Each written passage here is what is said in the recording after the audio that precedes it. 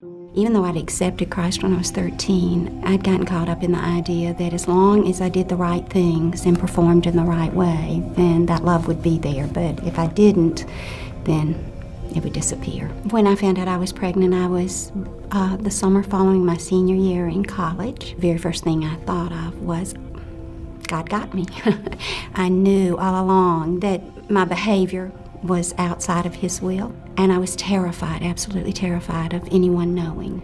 And so I didn't tell either of my parents, and I began on the journey of leaning on my own understanding and going my own way. And I was at Emory University, and a doctor at the hospital performed my abortion.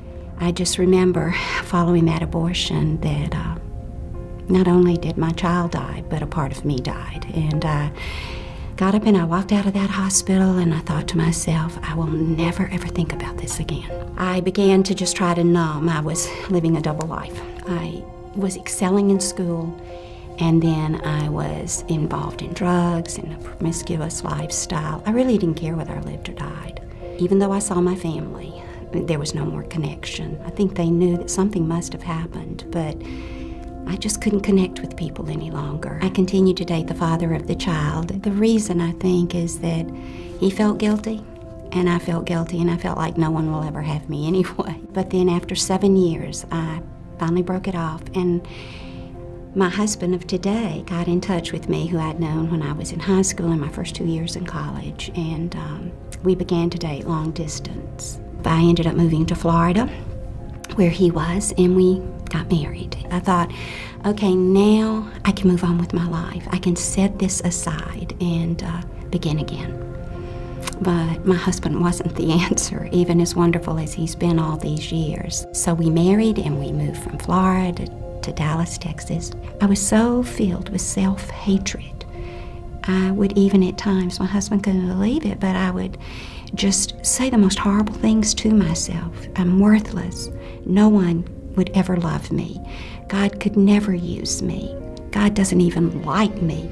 He may love me because He has to, but He does not like me.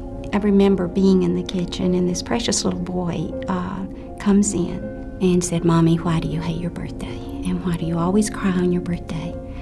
And why won't you let us give you presents? And he did come in on my birthday and asked me about that. I don't think I showed any emotion with him whatsoever. I had no answer for him, because at that point I couldn't even remember that I'd had my abortion on my birthday.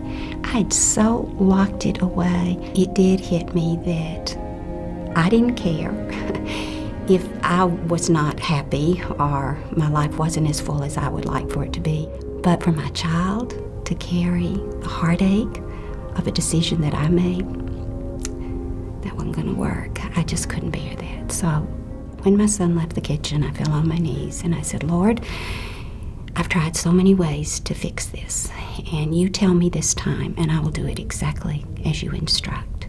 And the very next day, I was driving in the car and I was changing the radio station, and there was a 15-second blip on the radio of the very first class for post-abortion restoration and healing. And so I called that number, and I went to the class, and during that time, I began to understand who God really was and who I was in Christ, that there was nothing I could do that would make Him stop loving me, and there was nothing I could do to make Him love me anymore, because it all rested in His Son, Jesus. And as I began that journey of discovering Him, I was finally able to bring this terrible shame and heartache and lay it at the foot of the cross and be lifted up to walk away in forgiveness and freedom.